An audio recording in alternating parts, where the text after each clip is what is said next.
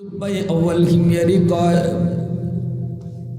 খানায় কাবা যদি আমার ইজ্জতের পিছনে বাধা হয়, এই খানায় কাবার কারণে যদি তারা আমাকে সম্মান না জানায়, এই খানায় কাবা আমি রাখবো না, খানায় কাবা আমি ধ্বংস করে ফেলবো। নাউজুবিল্লাহ, জোরে বলেন। আল্লাহর করে হাত দিয়ে কেউ আল্লাহ করে হাত দিবে আর আল্লাহ তারে ছেড়ে দিবে, এটা হয়নি। আপনার গড়ে কেউ হাত দিব, আপনার জান থাকতে এটা মানবেন না? হ্যাঁ, উলামায়ে কেরাম থেকে বোঝায় বাদশা পাগলামি কইরো না, সব জায়গায় হাত দিও না, সব জায়গায় আঙ্গুল দিও না, এটা আগুন, আগুনে হাত দিলে তুমি ফিরে আনতে পারবা না, আগুনে হাত দিলে হাত ফিরে আনতে পারবা না। কিন্তু বাচ্চা কই না না, আমি এই ঘর রাখবো না, যেই ঘরের কারণে আমাকে তারা সম্মান দিল না। আল্লাহর ঘর খানায় কাবার কাছে চলে আসলো, সৈন্য বাহিনী নিয়ে চলে আসলো। উলামায়ে কেরাম নিষেধ করে, নিষেধ মানলো না। ভালো করে শুনবেন, আলেম উলামা যদি কোনো বাদশারে কোনো কাজে নিষেধ করে, কোনো সরকারকে কোনো কাজে নিষেধ করে, এটা আলেমদের ফায়দার জন্য নয়, এটা বাদশার নিজের ফায়দার জন্য, জাতির ফায়দার জন্য, গোটা মুসলিম উম্মার ফায়দার জন্য। উলামায়ে কেরাম কখনো আদেশ দেয়, কখনো নিষেধ করে, তাদের ব্যক্তিগত ফায়দার জন্য নয়। সর্বকালে এই ইতিহাস রয়েছে, দারুল উলুম দেওবন্দের সূর্য সন্তানরা সর্বদা জাতির পাশেই তারা ছিল, জাতির বিপদে তারা পাশে দাঁড়াইছে, সর্বদাই তারা জাতির পক্ষে ছিল, ইসলামের পক্ষে ছিল। অতএব আলেম উলামা যদি কখনো রাজপথে ডাক দেয়, মনে রাখবেন সেটা এমপি মন্ত্রী হওয়ার জন্য নয়। আলেম উলামা রাজপথে ডাক দেওয়ার অর্থ হলো গোটা মুসলিম উম্মার ঈমান রক্ষার জন্য। আলেমরা বাধা দিল, বাদশা বাধা মানলো না, আল্লাহর ঘর খানায় কাবা হাত দিয়া দিল, ধ্বংস করার জন্য, নষ্ট করার জন্য ডাইরেক্ট অ্যাকশন শুরু হয়ে গেল। আল্লাহু আকবার। পিছন দিক দিয়া দপাস করে পড়ে গেল, নাক মুখ দিয়া রক্ত বের হতে শুরু হলো, ফিনকি দিয়া রক্ত বের হয়, ফিনকি দিয়া তার বডি থেকে রক্ত বের হতে লাগলো। এইবার বাদশা বুঝে গেল যে কত বড় অন্যায় করেছে, কত বড় অন্যায় করেছে, কত বড় ভুল বাদশা করেছে। এইবার বুঝে গেল। বাদশা তখন বলতেছে, উলামায়ে কেরাম আমাকে বাঁচাও, আমি বুঝি নাই, আমি বুঝি নাই, আমারে তোমরা বাঁচাও। উলামায়ে কেরাম এইবার কয় বাঁচানোর একটাই পথ, আবার তুমি আল্লাহর ঘরের ইজ্জত আর সম্মান অন্তরে লইয়া আল্লাহর ঘর খানায় কাবায় ধইরা তুমি তওবা করো, তাহলে আল্লাহ তোমার তওবা কবুল করবে। এখন ওই সৌদিতে এই নিয়ম আছে, তারা যখন তওবা করে তখন সৌদির বাপ মা বাচ্চা কাচ্চা লইয়া খানায় কাবা বাইতুল্লাহর পাশে আইসা বাবায়ও আল্লাহর ঘরে হাত লাগায়, মায়ও হাত লাগায়, ছোট বাচ্চাটারও হাত লাগায়, লাগাইয়া কান্দে আর কয় আল্লাহ তওবা করলাম, আর জীবনে গুনাহ করব না। সুবহানাল্লাহ। আল্লাহ পাক তওবা কবুল করে নিলেন, সাথে সাথে রক্ত পড়া বন্ধ।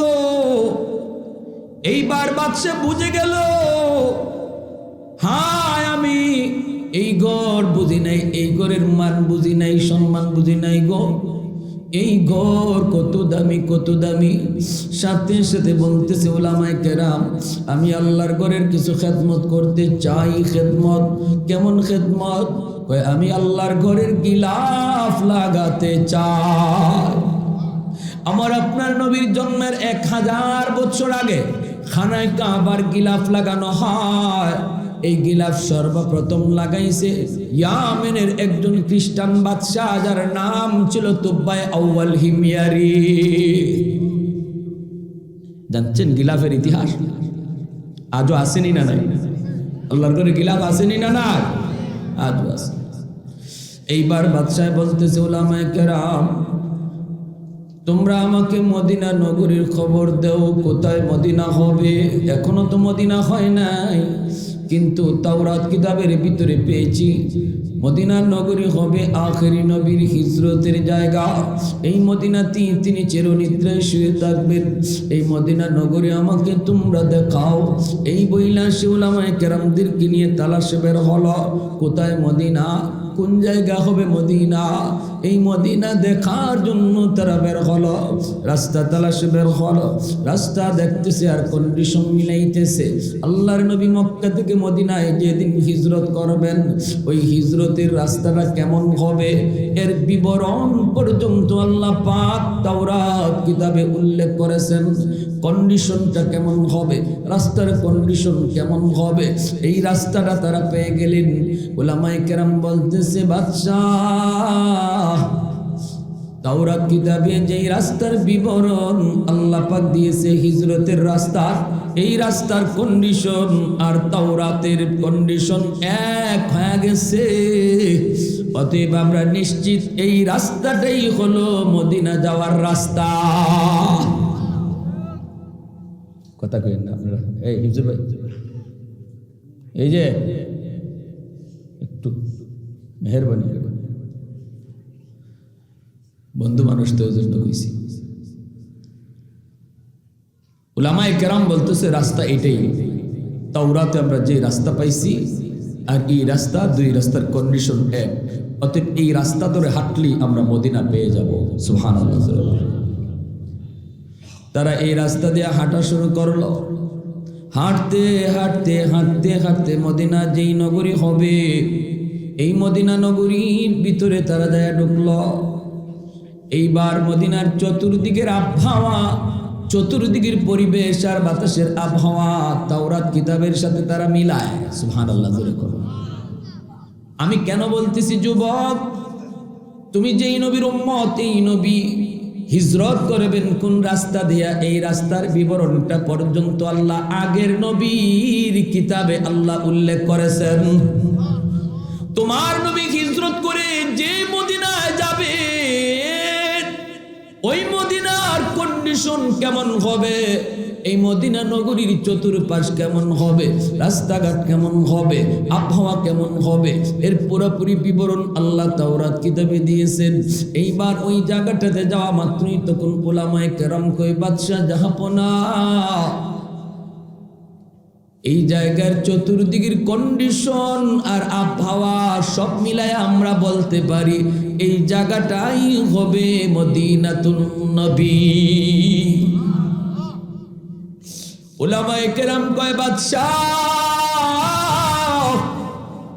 আমরা মদিনার সংবাদ পেয়ে গেছি, মদিনার সন্ধান পেয়ে গেছি। এই মদিনা ছেড়ে আমরা আর ইয়ামেন যাব না, আমরা ইয়ামেন আর ফিরে যাব না। এই খালি জায়গাতেই আমাদেরকে 400টা ঘর বানায় দিয়ে যাও, এই জায়গাতেই আমরা বসবাস করব, এখানেই আমাদের মরণ হবে, এই মদিনাতেই কবর হবে। আমাদের কবরের পার দিয়া রহমতের নবী সরওয়ারে দু জাহান তিনি পায়ে হাঁটবেন, নবীর পায়ের কদমের ধুলাবালি আমাদের কবরে পড়বে। আমাদের কবরে রহমতের নবীর পায়ের ধুলাবালি করে পড়বে। আমরা ধন্য, নবী যেই মদিনায় শুয়ে থাকবে এই মদিনায় আমরাও শুয়ে থাকব। অতএব আমাদেরকে এই মদিনায় রেখে যান, 400টা ঘর আপনি বানায় দিয়ে যান।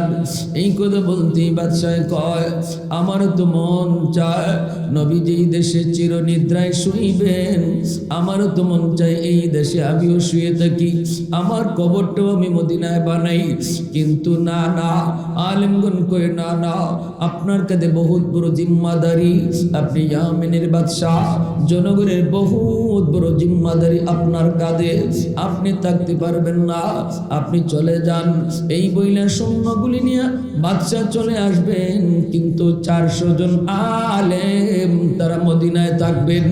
ভাইরা বন্ধুরা, ইসলামের ইতিহাসের সর্বোচ্চ ইতিহাস, ইসলামের ইতিহাসের নির্ভরযোগ্য ইতিহাস গ্রন্থ আল বেদায়া ওয়ান নেহায়া কিতাবের ভিতরে লিখেন 400 জন আলেমের জন্য 400টা বাড়ি বাদশাহ বানায় দিল। আর একটা বাড়ি বাদশাহ বানায় কার জন্য কেউ জানে না, কেউ জানে না। মনের ভিতরে যত মাধুরী মাধুরী, এই মনের সমস্ত মাধুরী দিয়ে আসে একটা ঘর বাদশা বানাইতেছে। দামি দামি পাথর সংগ্রহ কইরা মনের মাধুরী দিয়ে একটা ঘর বানাইতেছে বাদশা। আলেমরা যে জিগায়, বাদশা এই ঘরটা এত সুন্দর করে তুমি কার জন্য বানাও? আমাদের জন্য তো তুমি ঘর বানায় দিলা, এই ঘরটা আবার কার জন্য? তুমি বুঝি মদিনায় থাকতে চাও? বাদশা চোখের পানি মুছে আর কয়, না না, আমি এই ঘরটা কার জন্য বানাইতেছি শুনবানি। আমার দ্বীনের নবী, রহমতের নবী, আখিরি নবী যেদিন মক্কা থেকে মদিনায় আসবেন হিজরত করে, তাওরাতে পেয়েছি ওই দিন তো তার কোনো ঘর বাড়ি থাকবে না, ঘর বাড়ি থাকবে না। সাহাবীরা তারা যার যার বাড়িতে নিতে চাইবে, কিন্তু আমি নবীর জন্য মদিনায় নবীর ঘর বানায় দিয়া গেলাম। আওয়াজ দিয়ে কন্যা সুবহানাল্লাহ, আর একটু জোরে সুবহানাল্লাহ। এই যুবক, আজকে তোমার চুলের দিকে তাকালে নবীর উম্মত তোমারে চেনা যায় না, দাড়ির দিকে তাকালে তোমাকে নবীর উম্মত বোঝা যায় না, পোশাকের দিকে তাকালে তোমার নবীর উম্মত চেনা যায় না। তুমি কত বড় নবীর, কত বড় উম্মত একটু ভাবলা না? নিজে তুমি একটু চিনলা না? দেখো না আমার নবীর কথা, সেই পূর্বেকার উম্মতেরাও তারা কিভাবে জানতো। এইভাবে ঘরটা বানানোর পর বাদশা ঘরটারে তালা দিল, তালা দিয়ে চাবিটা আমির সাহেবের হাতে বোঝায় দিল, আর একটা চাবি আর সাথে চিঠি একটা বোঝায় দিল। বাদশা কয়, তুমি মৃত্যুর আগে তোমার সন্তানের হাতে এই আমানতটা বোঝায় দেও। এখানে একটা চাবি আছে আর একটা চিঠি আছে। এই চিঠিটা হলো আমার নবী, মায়ার নবী, রহমতের নবীর কাছে যেন পৌঁছে। এই চিঠিটা আর চাবিটা আমানত, আমানত তুমি তোমার সন্তানকে বুঝায় দাবা। আমি সাহেব এই চিঠি আর চাবি রাখলো, ঘর তো তালা দেওয়া হয়ে গেল, এই ঘরে আর কেউ ঢুকবে না, ঢুকবেন ঘরের মালিক, তিনি এখনো জন্ম নেন নাই, এনার জন্ম নিতে আরো 1000 বছর বাকি। কৌনাইন মুখতার খুদা তুমকো বানায়া, कौनैन मुख्तार खुदा तुमको बनाया, उम्मत का निगाहबान खुदा तुमको बनाया, उम्मत का निगाहबान खुदा तुमको बनाया। मौला मेरा आका मेरा रहमत की नबी है, तजदार मदीना है तो बागे अरबी है, अशजार न देते हैं नबूवत के शहादात, तशकीक कमर में के तो अंगुल की इशारात, तशकीक कमर में के तो अंगुल की इशारात। मोहब्बतेर साथे कुन अल्लाहु আকবার, আর একটু জোরে কুন আল্লাহু আকবার। এইবার বাদশা চিঠি আর চাবি দিয়ে বাদশা চলে গেল। চিঠিতে কি লেখা কেউ জানে না। চিঠিটা সবার আগে আমার নবীর হাতে যাবে, নবী চিঠিটা খুলবেন, নবী চিঠিটা খুললেন, নবী নিজে চিঠিটা পড়বেন, চাবিও নবীর হাতে যাবে। পরম্পরায় পরম্পরায় এই চিঠি আর চাবি আমানতের সাথে হাত বদল হয়ে হয়ে আমির সাহেবের ফ্যামিলির সর্বশেষ যেই মানুষটার হাতে চিঠিটা চাবিটা পৌঁছল, আল বেদায়া ওয়ান নিহায়া কিতাবের ভিতরে লিখেন, তিনি আর কেউ নন, তিনি হলেন মদিনার আনসার সাহাবী, যার নাম হলো আবু আইয়ুব আনসারী রাদিয়াল্লাহু আনহু। আল্লাহু আকবার।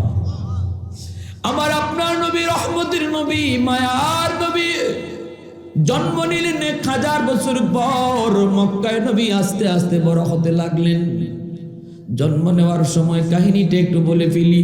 জন্ম নেওয়ার পরে আমার নবীকে নেওয়ার জন্য মহিলারা আসলো। আল্লাহর নবীর দুধমা হালিমা সাদিয়া তিনিও আসলেন। ইনার উটটা ছিল বড় দুর্বল, দুর্বল উট নিয়ে বান্ধবীদের সাথে মক্কায় আগে আসতে পারলেন না, সাথেও তিনি আসতে পারলেন না। বান্ধবীরা আগেই মক্কায় ঢুকলো, বাচ্চা কাচ্চা সবাই যার যার পছন্দের নিয়ে গেল টাকার বিনিময়ে। কিন্তু আমার আপনার নবীকে কোনো মহিলা নিল না, কারণ নবীর আব্বা নাই, নবী এতিম। এই অবস্থায় হালিমা সাদিয়া যখন নবীর ঘরের সামনে যায় দাঁড়ান, ডাক দিয়া বলেন সন্তান আসেনি? নবীর আম্মা বলেন আছে তো, কিন্তু আমার সন্তানের তো বাবা নাই, আমার মুহাম্মদের বাবা নাই, এতিম এতিম, এজন্য কোনো মহিলা আমার সন্তান নেয় না, তুমি নিবানি। হালিমা সাদিয়া কয় আমেনা দরজাখানা খোলো, এক নজর তোমার মানিকের চেহারা আমাকে দেখাও। আল্লাহ নবীর চেহারা দেখা মাত্রই হালিমা সাদিয়া আল্লাহু আকবার বলে চিৎকার করে উঠলেন, ওগো আমেনা, আমি জীবনে এত সুন্দর বালক দেখি নাই। আমেনা কই তুমি কেমনে দেখবা, আমিও দেখি নাই। আল্লাহ কয় জিব্রাইল তুমি দেখছো নি? জিব্রাইল কয় আমিও দেখি নাই। এবার আল্লাহ কয় শোনো তাহলে আমি কি কই, তোমরা দেখবা কেমন কইরা? আমি আল্লাহ বানাইলে তো দেখবা, আমি আমার বন্ধুর মতো দ্বিতীয় আরেকজন বানাই নাই, বানাবো না, এজন্য কেউ দেখবা না। একটু জোরে আওয়াজ দিয়ে সুবহানাল্লাহ। হালিমা সাদিয়া নবীকে কুলে উঠাইয়া উটের পিঠে উঠবেন। হালিমা সাদিয়ার স্বামী ডাক দিয়া কয় হালিমা কিছু পাইছনি? হালিমা সাদিয়া কই স্বামী গো কিছু না, চেহারার দিকে তাকায় দেখো, মনে হয় সব আমরা পায়া গেছি। আল্লাহর নবীকে কুলে নিয়া হালিমা সাদিয়া উটের পিছনে বসলেন, স্বামী সামনে বসলেন। বৈশা উঠে বলতেছে উঠে চল আমরা বাড়ি যাব। উঠ তো বসা, কিন্তু উঠে যতই পিটায় উঠ উঠেও না, নড়েও না, হাঁটেও না, যতই চাবক দিয়ে পিটায় উঠ নড়ে না, চড়ে না। এইবার উঠ আল্লাহর কাছে আবদার করে কই মালিক আমারে আমার মালিকই ফিটাইতেছে যাওয়ার জন্য, কিন্তু আমি যাই না, নড়ি না। কেন যাই না বলতে চাই, আমি উটির জবান তুমি খুলে দাও। মুহূর্তের ভিতরে আল্লাহ পাক উটির জবান আল্লাহ খুলে দিলেন। উট ডাক দিয়ে বলতেছে মালিক আমারে যতই তুমি ফিটাও আমি যাব না, আমি হাঁটবো না, নড়বো না, কারণ তোমার বিবি কারে কুলে নিয়া উটের পিছে বইছে তুমি চিনো না। আমি উট রহমতের নবীরে চিনে ফেলেছি, যেই নবীর উসিলায় আল্লাহ কায়নাত বানাইছে, যেই নবীর উসিলায় আল্লাহ তোমারে বানাইছে, আমারে বানাইছে। এই নবীর পিছনে নিয়ে যদি বসো বেয়াদবি হয়। আমার রহমতের নবীর তুমি আগে বসাও, তুমি পিছনে বসো। আমাকে মারতে হবে না, আমাকে চলো বলতে হবে না। আমি উট বড় ধন্য, আজকে সরওয়ারে দু জাহান আমার উঠে বইছে, আমারে মারা লাগবে না। তুমি রহমতের নবীর নিয়ে তুমি সামনে বসো আর পিছনে বসো তোমরা। আল্লাহর নবীকে নিয়ে যেই মাত্র হালিমা সাদিয়ার সামনে বইছে, সাথে সাথে উট উঠে গেছে। এইবার উঠে কই মালিক আমি উটের লাগামটা আমার রহমতের নবীর নরম হাতে ধরায় দাও। আমার মতো ধন্য আর পৃথিবীর কোনো উট নাই, আমি আমার নবীর সবার আগে আমার পিঠে লইছি। নবীর নরম হাতে আমার উটের লাগাম তুমি তুলে দাও। আল্লাহর নবীর নরম হাতের লাগামটা দেওয়া মাত্রই উটের শরীরের মধ্যে বরকত চলে আসলো। উটে আর মারা লাগে না, দ্রুত বেগে হাঁটা শুরু করলো। বান্ধবীরা আগেই চলে গেছে, অল্প সময়ের ভিতরে বান্ধবীদের ক্রস করে ফেলছে। বান্ধবীরা কয় হালিমা তোমার উটের ভিতরে এত শক্তি কেমনে আইলো? যাওয়ার সময় তুমি তো আমাদের সাথেই যাইতে পারলা না, এটা কি এই উট না অন্য উট? হালিমা সাদিয়া কই না এটা অন্য কোন উট নয়, এটা আগের উট। তাহলে শক্তি আইলো কেমনে? হালিমা সাদিয়া কয় যাবার সময় উটের লাগাম ছিল আমার স্বামীর হাতে, আর এখন বাড়ি যাওয়ার পথে উটের লাগাম রহমতের নবীর হাতে। उल्फत में तेरी वैस ने दंदान को तोड़ा, बू बकर उमर नक्श कदम तेरा न छोड़ा। उल्फत में तेरी वैस ने दंदान को तोड़ा, बू बकर उमर नक्श कदम तेरा न छोड़ा। अयो शाक नबी वाके असरार मदीना, सुल्तान के सुल्तान है सुल्तान मदीना। सरकार का सरकार है सरकार मदीना, गुलजार के गुलजार है गुलजार मदीना। अल्लाह ने मक्का ही में ये काबा बनाया, इस काबा का काबा तेरी मरकद को बनाया। अल्लाह ने मक्का ही में ये काबा बनाया, इस काबा का काबा तेरी मरकद को बनाया। ऐसा लम्हा जी चले जा राहे मदीना, सुल्तान के सुल्तान मदीना। सरकार के सरकार है सरकार मदीना, गुलजार के गुलजार है गुलजार मदीना। मोहब्बतेर साथे कोन अल्लाहु আকবার, আর একটু জোরে আল্লাহু আকবার। হালিমা সাদিয়ার স্বামী আল্লাহর নবীর নিয়ে সামনে এসে বইছেন, উটের শক্তির মধ্যে বরকত চলে বাড়াই দিল কে? এবার আল্লাহ কইরে হালিমার ঘর, এ দুনিয়ার বরকত। আমার হালিমার ঘর ছিল এতদিন হালিমার, এখন তো আর হালিমার না, আমার বন্ধুর। অতএব বন্ধু ঘরে যাওয়ার আগে বরকত তোমরা তার ঘরে চলে যাও। আমার বন্ধু ঘরে ঢোকার আগে তোমরা বরকত চলে যাও। হালিমা সাদিয়ার ঘরে বরকত আগে চলে গেল, এখন থেকে এটা নবীর ঘর। এজন্য ভাইরা নবী এইভাবে আস্তে আস্তে বড় হলেন, নবুয়ত পাইলেন, হিজরত করলেন। যেদিন নবী মদিনায় হিজরত করলেন, কোবা এলাকায় নবী আগে যেয়ে ঢুকলেন, মসজিদ বানাইলেন, মসজিদে কোবা, মদিনার প্রথম মসজিদ মসজিদে কোবা। এই মসজিদে কেউ যদি 2 রাকাত নামাজ পড়ে, আল্লাহর নবী বলেন কবুল উমরা হজের সওয়াব পাবে। মদিনার মানুষ আমার আপনার নবীকে সুস্বাগতম আহলান সাহলা জানানোর জন্য মদিনার মানুষ কুবার দিকে যাইতেছে, লাইন ধরে ধরে যাইতেছে, সবাই যাইতেছে মনের ভিতরে আশা লয়া, নবীকে আমার ঘরে উঠাবো, নবীকে আমার বাড়িতে তুলব, আমার একটা ঘর নবীকে দিয়ে দিব, আমার 2টা বাড়ি একটা বাড়ি নবীকে দিয়ে দিব। এই বইলা সবাই কুবার দিকে যায়, কুবার দিকে যায়। কিন্তু আবু আইয়ুব আনসারী রাদিয়াল্লাহু তাআলা আনহু, যার হাতে এই চিঠিয়ার চাবি, ইনি এখনো এই ঘর মোছামুছি করেন, ঘরটা পরিষ্কার করেন। মদিনার মানুষের কয়, ও আবু আইয়ুব, তুমি কি কুবায় যাবা না? তুমি কি নবীকে স্বাগতম জানাবা না? তুমি কি নবীকে আগায় আনতে যাবা না? আবু আইয়ুব আনসারী চোখের পানি মুছে আর কয়, আমার কাছে আমার নবীর কিছু আমানত আছে। মন বলে নবী আমার খুঁজে এই জায়গায় আসবে। ঘরটা মুছামুছি করে ঘরটা পরিষ্কার করেন। আল্লাহ নবী রহমতের নবীর কাছে যায়, মদিনার মানুষেরা কই, নবী গো, আমার 5টা বাড়ি, 3টা বাড়ি আপনারে দিয়া লাইমু। আরেকজনকে আমার 2টা বাড়ি, একটা বাড়ি আপনারে দিয়া লাইমু। আরেকজনে কই, হুজুর আমার 5টা ঘর, 4টা ঘরে আপনারে দিয়া লাইমু। এইভাবে একে একে সবাই প্রস্তাব দেয়। নবী কয়, আমি জানি না কই যামু, জানি না কোথায় বসমো, জানি না কোথায় থাকবো, আমি কই থাকবো এটা জানেন আমার আল্লাহ, আর জানে আমার উটনি। আমি উটনির পিঠে বসা থাকবো, আর আল্লাহর ইশারায় উটনি যেখানে যায় বইব, এই জায়গায় হবে আমার বাড়ি। মদিনার মানুষ উটনির পিছনে পিছনে যায়, আর উটনি হাঁটতেছে, নবী উটনির পিঠে বসা, উটনি হাঁটতেছে। যার সামনে বাড়িটা থাকে এমন এমন আল্লাহ আল্লাহ উটনিটা নিয়ে আমার বাড়িতে গে বয়, আল্লাহ আমার বাড়িতে নিয়ে উটনিটা বয়। হের বাড়ি ফাঁসিয়ে যখন জায়গা, হের দিলটা ভেঙে জায়গা। সামনের বাড়িওয়ালা আবার আশা করে বই থাকে, মনে হয় উটনি আমার বাড়িতে বইব।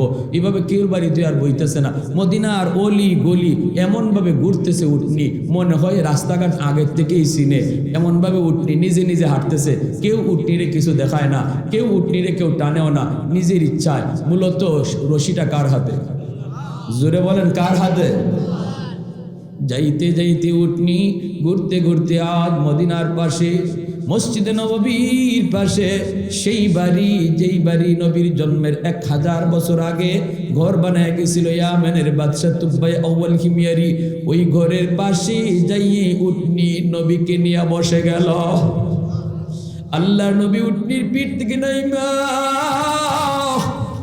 নবী ডাক দিয়া কই কই আমার আবু আইয়ুব, আমার আমানত গুলি আমাকে বুঝায় দাও। সাহাবায়ে কেরাম অবাক হয়ে গেছেন। এইবার নবীজি চিঠিয়ার চাবি নিলেন, চিঠিয়ার চাবি নিয়ে নবী চিঠিটা খুললেন। চিঠিটা খুললেই দেখা যায় ইয়ামেনের বাদশার হাতের লেখা চিঠি। লিখতেছে, নবী গো আপনি মদিনায় আসবেন আমি তাওরাতে পড়ছি আর পাইছি, কিন্তু আমি 400 জন আলেম লই আইছিলাম, আলেমরা যায় নাই, মদিনায় তারা কবর বানাইছে আপনার সাথে শুয়ে থাকার জন্য। আমারও মন চাইছিল মদিনায় কবর বানাবো, কিন্তু জনগণের জিম্মাদারি থাকার কারণে পারি নাই। আমি আপনার জন্য একটু ছোট খেদমত করে আইছি, আপনার ঘর আমি বানায় রাখছি, আপনি আমার ছোট খেদমতটা কবুল কইরেন। আর আমি হলাম আপনার উপরে সর্বপ্রথম ঈমান আননেওয়ালা। যেই নবীর জন্মের আগে নবীর উপরে ঈমান আনলো মুসলিমরা, আজকে তুমি সেই নবীর আদর্শ ভুইলা গেলা, সেই নবীর তুমি আজকে চিনলা না, সেই নবীর রং আজকে তোমার মাঝে নাই। ইহুদিরা আমার নবীর রংটারে বড় ভয় পায়, খ্রিস্টানরা আমার নবীর রংটারে বড় ভয় পায়, এজন্য এরা রং বদলাই দিছে আমার ঘরে, যেন আমাদের রং বদলানির কারণে ওদের কলিজায় ভয় না লাগে। এ যুবক এখনো সময় আছে, সব রং ছাড়ো, মদিনাওয়ালার রং ধরো, সব সুরত ছাড়ো, মদিনাওয়ালা সুরত ধরো, তাহলে দেখবা আজও বেঈমান তোমাকে ভয় পাবে। কেন ভয় পায় না?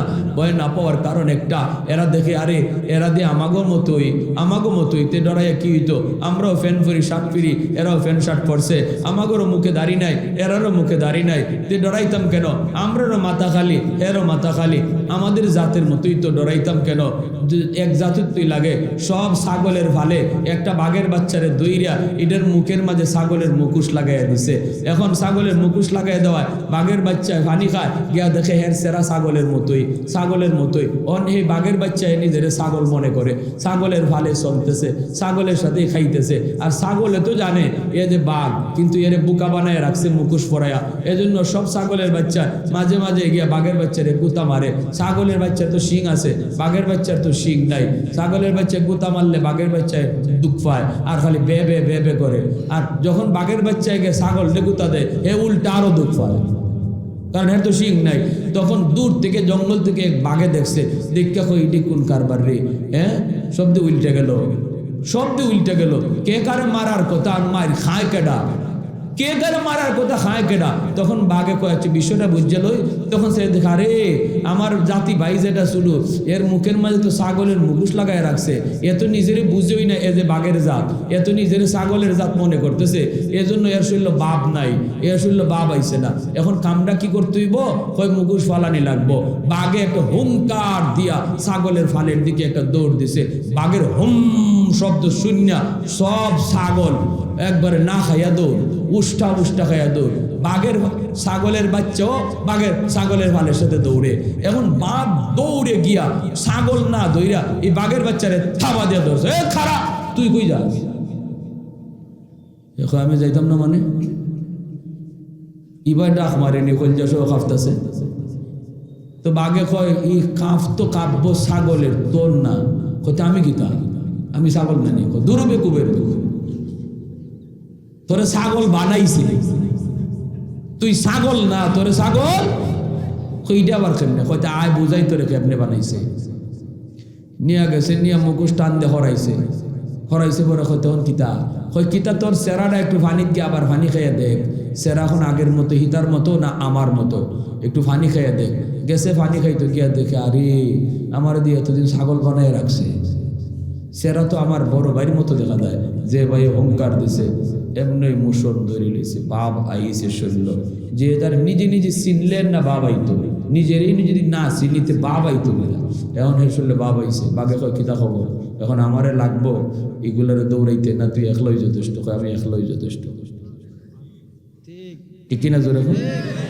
আমাগরে তাল ধরাইছে, আমাগো সব ছাগল বানায় রাখছে এই মুখোশ লাগাইয়া। এজন্য এখনো সময় আছে, মুখোশ টান দিয়ে খুললে দেখবা তোমার রং হলো মদিনা ওয়ালার রং। খ্রিস্টানদের মুখোশ সরাও, ইহুদি মুখোশ সরাও, মেসি নেইমারের মুখোশ সরাও। কার লাগি পাগল হইছ? কই ফিলিস্তিনের পক্ষে মেসি কথা কয় না কেন, নেইমার কথা কয় না কেন? সামাম দুনিয়া জুড়ে আজকে জুলুমের প্রতিবাদ হইতেছে, কোথায় সুপারস্টাররা? কই কথা কয় না কেন? হ্যাঁ, তার জন্য পাগল হয়েছে, জবাব দেওয়া লাগবে আল্লাহর সামনে।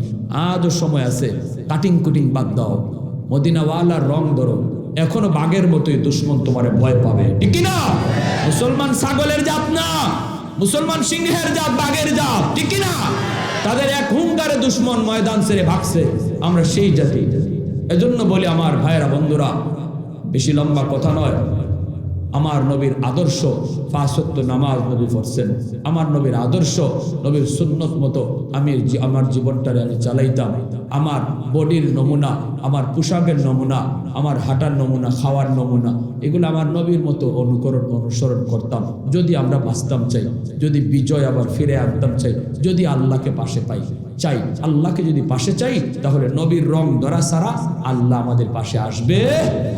নবীর রং যত ধর্ম, আল্লাহ আমাদের পাশে তত চলে আসবে। আল্লাহ আমাদের সবাইকে বোঝার এবং আমল করার তৌফিক আল্লাহ দান করুন। ওয়া আখির দাওয়ানা আলহামদুলিল্লাহি রাব্বিল